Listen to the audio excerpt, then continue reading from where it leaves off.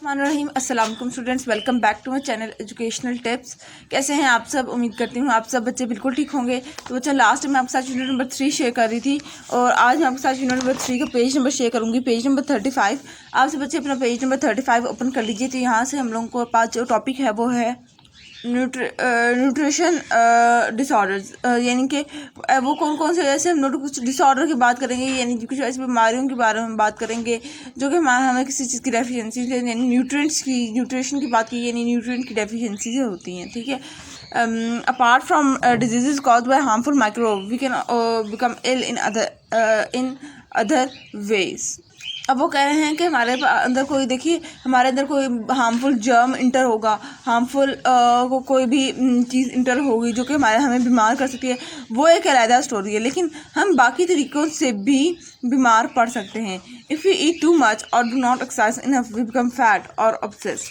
अब वो कह रहे हैं कि अगर हम लोग ज़्यादा खाना खा रहे हैं और हम लोग एक्सरसाइज नहीं कर रहे तो हम लोग क्या हम लोग फैट हमारे अंदर ज़्यादा होना शुरू हो जाएंगे और हमें मोटापा आना शुरू हो जाएगा। ऑब्सेस यानी मोटापा।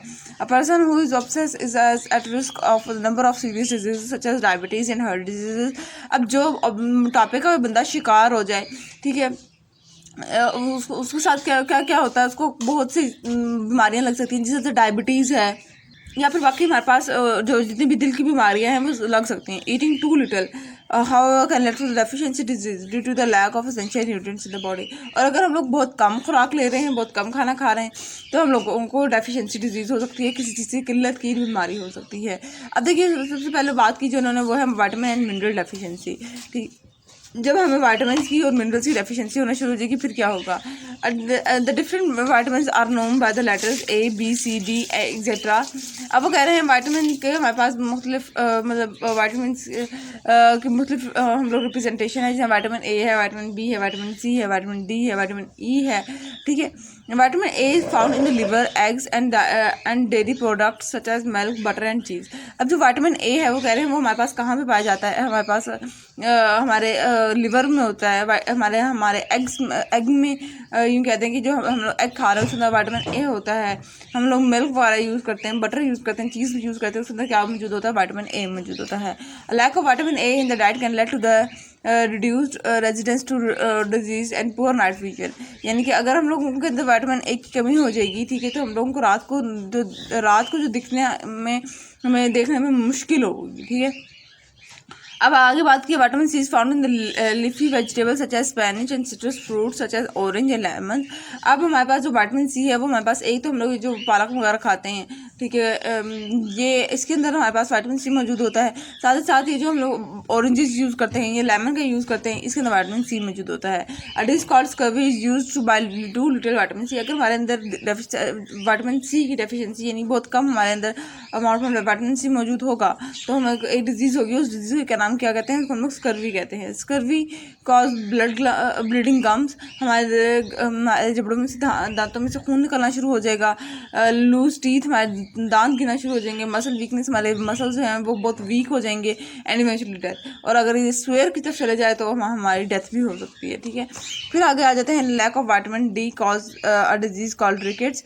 विटामिन डी की डेफिशिएंसी से कौन सी बीमारी होती है? रिकेट्स की बीमारी होती है। Which effect the bones making them soft so they become bend and twisted. और रिकेट्स क्या करता है कि हमारे बोन्स को, हमारी जो बोन्स हैं उसको सॉफ्ट बना देता है और जिसकी वजह से वो बेंड होना शुरू हो जाती हैं। Vitamin D is needed to uptake and is needed for the uptake and use of calcium in the diet. If there is a shortage of calcium और vitamin D in the diet, bones and teeth will not form properly.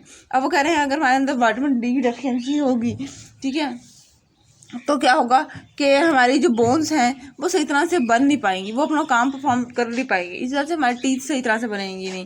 ठीक है। Vitamin D is present in the fish oil. Vitamin D कहाँ कहाँ present है? Fish oil में present है।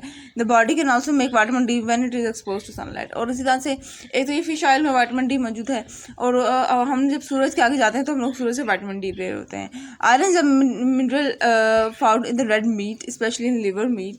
अब वो कह रहे हैं आयरन हमारे पास एक ऐसा मिनरल है जो कि हमारे हमारे पास मीट में पाया जाता है। It is needed to make haemoglobin, और ये हमारे पास होमोग्लोबिन यानी ब्लड मेकिंग में मदद कर रहा है। Haemoglobin gives red blood cell their colour and is essential for the transport of oxygen around the body. और हीमोग्लोबिन क्या करता है, ये जो रेड कलर है हमारी बॉडी के अंदर ब्लड का, ये हीमोग्लोबिन कलर देता है और ऑक्सीजन को ट्रांसपोर्ट कर रहा है हमारी बॉडी के अंदर, ठीक है। अ deficiency of iron cause a disease called anaemia. अब जब हमारे अंदर आयरन की डेफिशिएंसी होगी तो हमें कौन सी बीमारी होगी, हमें एनीमिया की बीमारी होगी, ठीक है। Person affected with anaemia look pale and feel weak and tight. अब जो हमारे पास जो पर्सन होता है जो जिसको एनीमिया हुआ होता है, जिसके अंदर हमारे पास डेफिशिएंसी ऑफ हीमोग्लोबिन आयरन होता है, ठीक है, अब उसका रंग जो है ना वो पेल यानी पीला फटक पड़ जाएगा। क्यों? क्योंकि देखिए उसके अंदर हीमोग्लोबिन की कमी होगी, ब्लड नहीं बना रही होगी उसकी बॉडी, ठीक है। इसी तरह से उसका जब पीला फटक रंग होगा, इस तरह सिम्टम्स को वाजे हो रहे होंगे, वो हर टाइम थका थका रहेगा, ठीक है। Calcium is needed for making strong bones and teeth. Calcium हमारी बॉडी को क्यों चाहिए? ताकि हम लोगों की बोन्स स्ट्रॉन्ग हो सकें, ठीक है, हमारे टीथ स्ट्रॉन्ग हो सकें। It also plays an important role in the chemical reaction that take place in muscle that make muscle contract. और साथ साथ ना सिर्फ कैल्शियम इसमें बोन्स को और टीथ को स्ट्रॉन्ग बनाने में मदद कर रहा है, बल्कि हमारी जो मसल्स कॉन्ट्रैक्ट हो रहे हैं ये उसमें भी मदद करता है। Dairy products such as milk and cheese are good source of calcium. अब जो हमारे पास जो डेयरी प्रोडक्ट हैं जैसे मिल्क है, ये चीज़ है, ये इसके अंदर कैल्शियम ज़्यादा अमाउंट में मौजूद होता है, but is also present in small quantity in the food even water. लेकिन ये पानी में भी कैल्शियम हमारे पास थोड़ी सी अमाउंट में मौजूद होता है। हद ये है कैल्शियम हर चीज़ में मौजूद है, लेकिन अमाउंट थोड़ी है। अब देखिए इधर बात की गई है प्रोटीन डेफिशिएंसी की। The most obvious sign of malnutrition are often caused by the lack of protein in the diet. अब वो कह रहे हैं कि हमारे पास जो ज़्यादातर जो डेफिशिएंसी होती है ना, वो ज़्यादातर हमारे पास प्रोटीन की डेफिशिएंसी होती है, उसके सिम्टम्स भी मेजर होते हैं। अ disease called by the protein deficiency is called Kwashiorkor. A child with Kwashiorkor or may not have received enough of its mother's milk and may have been forced into a high carbohydrate diet too early. अब ये जो disease होती है जो protein की वजह से होता है, इसके अंदर क्या होता है कि ये बचपन से ही होती है। यानी अगर आप जो मदर का दूध होता है वो उसने इतना ज़्यादा नहीं पिया हुआ होता और उसको ज़्यादा से ज़्यादा कार्बोहाइड्रेट्स दिए गए होते हैं, यानी बाहर की चीज़ें दी हुई होती हैं, जिससे हम लोग कह देते हैं चिटा दो, ये कर दो, वो कर दो, ठीक है। उसने वो मिल्क का इतना ज़्यादा उसने नहीं पिया हुआ होता, जिसकी वजह से क्या वो उसको ना, तो हम लोग आजकल तो छोटे बच्चों को डब्बे वाला दूध भी पिलाना शुरू कर दिया, ठीक है। तो जिसके रिजल्ट ना वो वाला दूध पीता ना वो ये वाला दूध पीता है, और इधर उधर की हम लोग कह देते हैं इसको यूँ कर दो, इसको यूँ कर दो, ठीक है। जिसके रिजल्ट में वो क्या होता है, इसको प्रोटीन की डेफिशिएंसी हो जाती है। As a result child receive enough energy from the food but does not develop physically and mentally. अब बच्चे को एनर्जी तो मिल रही है, ठीक है, लेकिन वो जो ग्रोथ है उसकी वो रुक जाती है, वो फिजिकली और मेंटली ग्रो नहीं करता। Kwashiorkor occurs commonly in areas of famine or where food is in a short supply. ये कहाँ पर होता है? जहाँ पर जो हमारे पास फूड की सप्लाई होती है, जो जहाँ पर फूड की किल्लत हो, खाने की किल्लत हो, ठीक है। अब डाइटरी फाइबर डेफिशिएंसी है ये। Eating food contain a lot of dietary fibre roughage, ठीक है, aids bulk to the food and make it easier for muscle of the digestive system to push it along. अब वो कह रहे हैं कि हमारी फूड में ना डाइटरी फाइबर बहुत ज़्यादा अमाउंट में मौजूद होते हैं, ठीक है, जो कि हमारे डाइजेस्टिव सिस्टम के अंदर वर्क करने में मदद कर रहे होते हैं। This help in preventing constipation and the disorder of the digestive system such as piles, ठीक है। अब वो कह रहे हैं कि हमारे अंदर ना ये जो डाइटरी फाइबर है ये रोल क्या प्ले करते हैं कि हमें कॉन्स्टिपेशन होने से हमारी कॉन्स्टिपेशन को ख़त्म करते हैं। Hemorrhoids are swelling of the blood vessel inside and around the rectum and anus. अब वो हेमोरॉइड्स वो क्या है कि ये क्या होता है कि ये डेफिशिएंसी ऑफ किसका है? डाइटरी फाइबर की जब डेफिशिएंसी होगी तो क्या हो गया? हेमोरॉइड्स हमारी डिजीज़ होगी, और इस डिजीज़ के अंदर क्या होगा कि हमारी ब्लड वेजल स्वेल करना शुरू हो जाएंगी, हमारी एनएस और रेक्टम स्वेल के इर्द गिर्द जो ब्लड वेजल होंगे वो स्वेल करना शुरू हो जाएंगे। They cause itching around the anus, हमारे इन एनएस के इर्द गिर्द इचिंग शुरू हो जाएगी, and may burst causing bleeding around faeces are pass from the body, ठीक है, और साथ साथ हमें ब्लड आना शुरू हो जाएगा। उसके बाद फिर हम लोग आगे अगले टॉपिक पे आ जाते हैं, कीपिंग फिट एंड हेल्दी। हम लोगों को किस तरह से हेल्दी भी रहना है, क्या हम लोगों को प्रिकॉशंस लेनी चाहिए। To be fit and healthy you have to be active, हमें एक्टिव रहना चाहिए। You do not have to be a super athlete or go to the gym every day to be fit and healthy.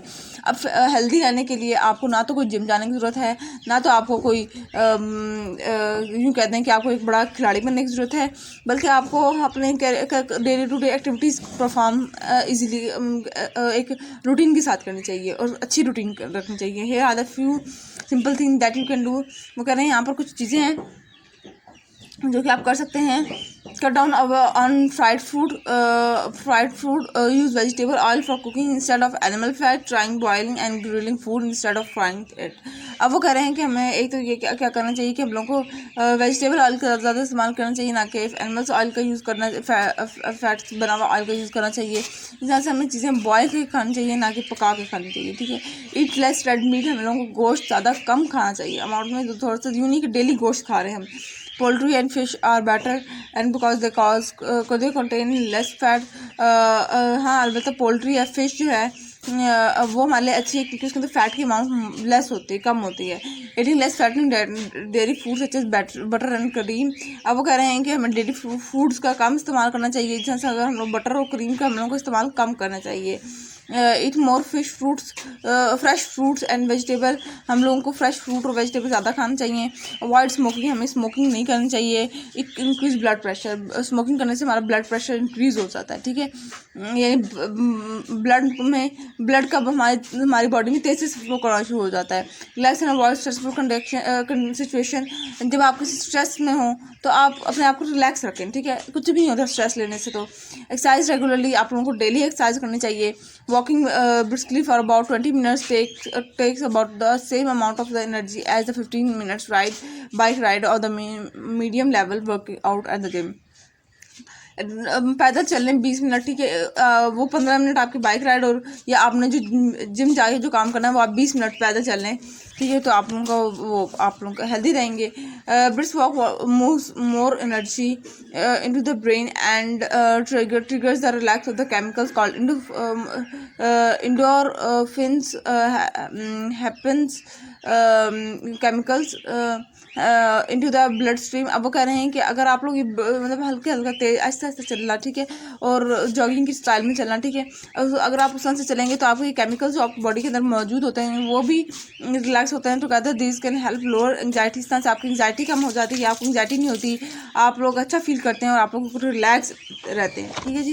तो ये था आज का lecture. Hopes आपको समझ आ गया होगा. अगर आज का लेक्चर आप सबको समझ आ गया है तो चैनल को सब्सक्राइब कर दीजिएगा, वीडियोस को लाइक कर दीजिएगा और साथ साथ बेल आइकन को प्रेस करना मत भूलिएगा. इससे मेरी आने वाली हर लेटेस्ट अपडेट सबसे पहले आप तक पहुंचेगी. मिलती हूँ किसी वीडियो में. दुआ में याद रखिएगा, अपना ख्याल रखिएगा. अल्लाह हाफिज़.